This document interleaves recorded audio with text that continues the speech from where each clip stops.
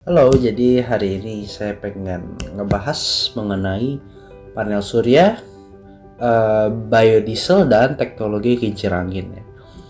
Pertama perkenalkan dulu, nama saya Sony Ferdinand dan saya akan membahas mengenai panel surya dulu pertama.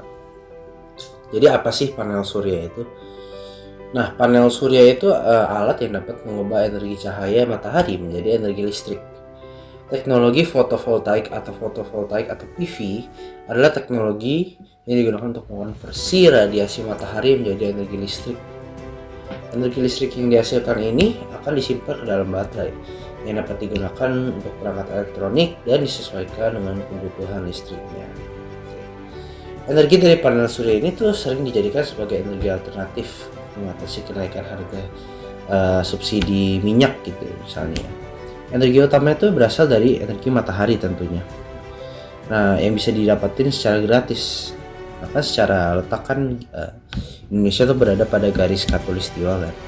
Nah, jadi energi matahari ini memang cukup berpengaruh sekali dalam membangkitkan tenaga listrik. Jika penggunaan energi surya ini dimaksimalkan, energi surya sebagai sumber energi alternatif bagi listrik untuk instansi perindustrian sampai dengan rumah tangga. Kita dapat menghemat tagihan listrik tentunya ya, karena kita mendapatkan listrik gratis tanpa perlu bayar gitu. Cuma memang untuk mendapatkan energi yang cukup banyak kita harus mempunyai panel surya yang cukup banyak juga, karena cakupannya tuh menangkap energinya itu sedikit. Jadi kita harus punya banyak dan itu harganya sangat mahal. Jadi untuk Indonesia sendiri mungkin keterbatasan biaya teman-temannya. Selanjutnya ada biodiesel namanya ya. Jadi biodiesel ini itu bahan bakar nabati untuk mesin atau motor diesel yang berupa ester metil asam lemak. Ini terbuat dari minyak nabati atau lemak hewani melalui proses esterifikasi atau transesterifikasi. Biodiesel bisa digunakan sebagai energi alternatif pengganti bahan bakar minyak seperti jenis diesel atau solar. Nah, biodiesel ini dapat diaplikasikan baik dalam bentuk 100% atau campuran dengan minyak solar pada tingkat konsentrasi tertentu seperti B20.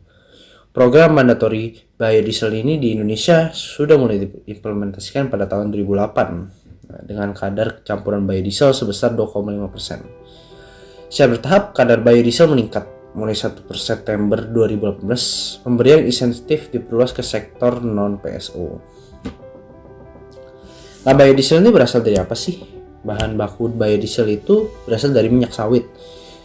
Selain dari CPO, tanaman lain yang berpotensi untuk bahan baku biodiesel antara lain ada tanaman jarak pagar, kemiri sunan, dan kemiri Cina, nyamplung dan lain-lainnya. Biodiesel siap digunakan oleh mesin diesel biasa dengan sedikit atau tanpa penyesuaian.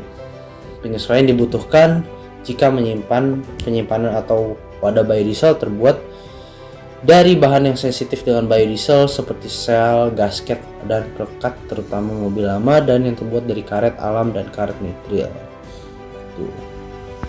Lalu terakhirnya ada yang namanya kincir angin ya. Kincir angin ini alat yang mampu memanfaatkan kekuatan angin untuk diubah menjadi energi listrik. Nah, kira-kira tuh gimana sih cara kerjanya ya? Kalau kincir angin tuh menghasilkan listrik berdasarkan adanya namanya prime mover atau penggerak mulai, yaitu angin. Angin mampu menjadi penggerak awal di mana ia berperan sebagai mekanik yang menggerakkan turbin yang telah dihubungkan ke generator untuk menghasilkan energi listrik. Di mana kita ketahui generator mampu mengubah energi gerak menjadi energi listrik.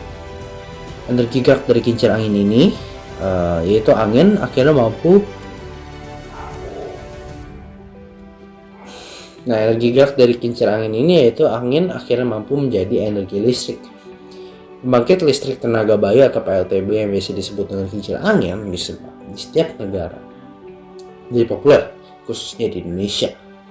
Hampir setiap daerah berpotensi untuk menerapkan teknologi energi terbarukan ini, mengingat potensi energi angin di Indonesia dengan kecepatan angin rata-rata 3-5 meter per second. Nah, cuma memang sumber daya untuk membuat kincir angin ini masih sedikit dan jadi masih susah diterapkan untuk di Indonesia. Dan penggunaan kayaknya cukup mahal ya.